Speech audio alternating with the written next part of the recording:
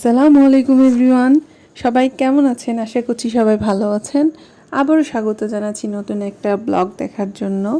Friday মানেই special, আর এই special দিনটাকে আমি স্পেশালভাবেই রাখার ট্রাই করি।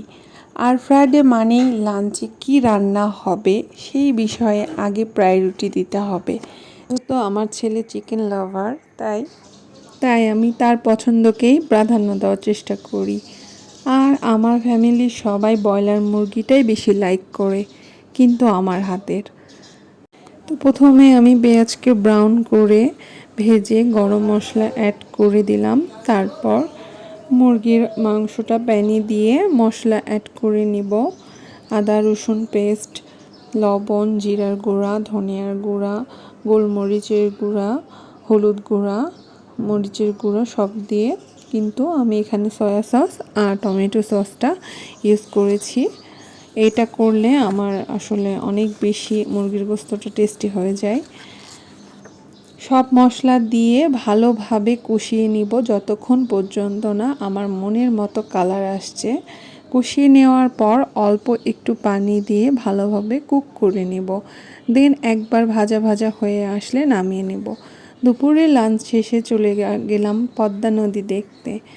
ছোট থেকে রাজশাহীতে বড় হওয়া, তাই এই পদ্মা নদীর ওপর আলাদা একটা টান আছে।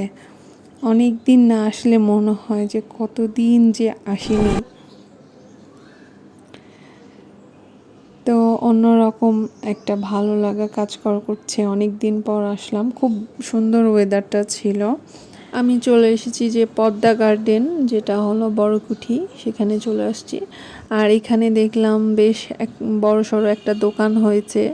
আর তারপর দেখলাম যে 2টা রাইডও নিয়ে আসছে নতুন। তো চলে গেলাম একবার নদীর ধারে।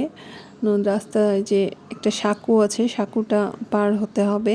এই সাঁকোটা পার হতে কিন্তু 10 টাকা করে নেবে জনপ্রতি।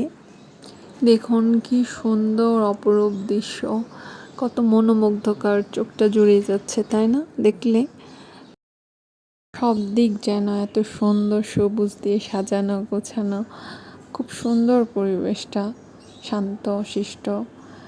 তো ফাইনালি চলে আসলাম নদীর কিনারায়। কি যে অপরূপ সৌন্দর্য, যা মুখে বলে বোঝানো যাবে না।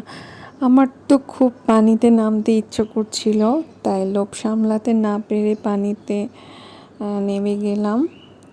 আর এই দেখে আমার ছেলেও বায়না শুরু করলো, কিন্তু তাকে আমি শর্ত দিয়ে পানিতে নামতে দিলাম যে তুমি আমার হাত ধরে থাকবা, তাহলে আমি তোমাকে নামতে দিব। কারণ দুর্ঘটনা হতে সময় লাগে না, কোন সময় কি হয়ে যায় বলা যায় না, যেহেতু গভীর পানি। তো আমার ছেলে পানিতে খুব এনজয় করলো, যে আমার হাত ধরে ধরে তাকে আমি একটু মজা করালাম। কারণ ব্যস্ত জীবনে খুব কম টাইম তারা এনজয় করতে পারে, আগের মতো তো সেরকম খেলাধুলা করতে পারে না, খেলার মাঠও সেরকম নাই। তো এতটুকু তো এনজয় করাতেই পারি।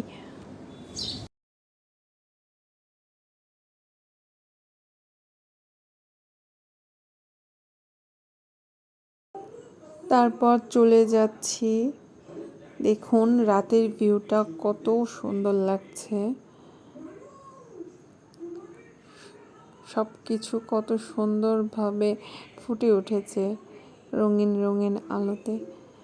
তো এখন চলে আসলাম ওখান থেকে আবার রিপাবলিকে একটু নাস্তা করার জন্য। তো এখানে আমরা চা নাস্তা করে নিলাম, টাইমটা ভালোই কাটলো। এখন বাসায় চলে যাব।